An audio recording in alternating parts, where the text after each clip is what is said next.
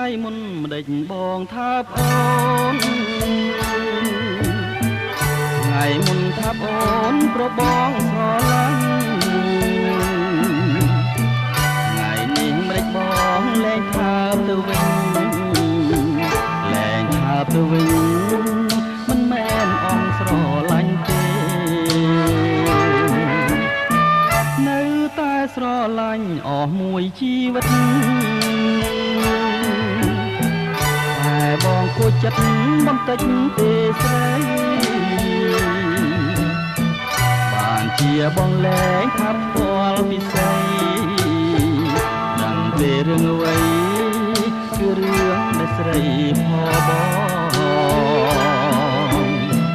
ផរឿងអ្វីស្រីគិតមើលទៅឬមួយពីលទៅស្រីភ្លេចទៅហើយបងប្រាប់ទៅចុះណាប្រលឹងអើយគឺអូនមានគូម្ដងហើយមិនប្រាប់បងឡើយតែបងលួចដឹងយ៉ាងបងធ្វើអ្វីបងឈឺចិត្តណាស់អ្នកណាផបង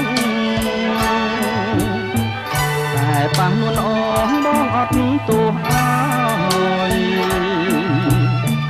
ត្រូវអូនប្រយ័ត្នថ្ងៃមុខថ្ងៃក្រោយ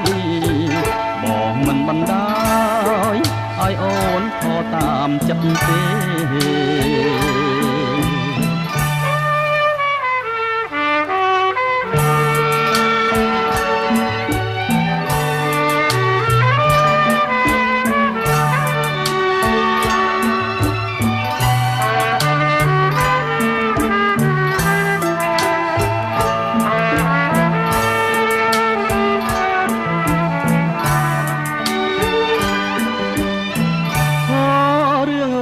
ស្រីគិតមើលទៅ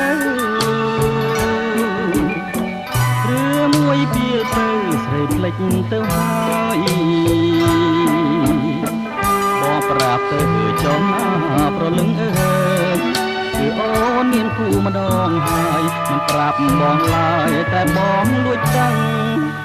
យ៉ាងបងធ្វើអ្វីបងឈឺចិត្តណាស់អ្នកណាផបងតែប៉ះនួនអងបងអត់ទោសអើយត្រូវអូនប្រយ័ត្នថ្ងៃមុខថ្ងៃក្រោយបងមិនបណ្ដោយឲ្យអូនខកតាមចិត្តទេ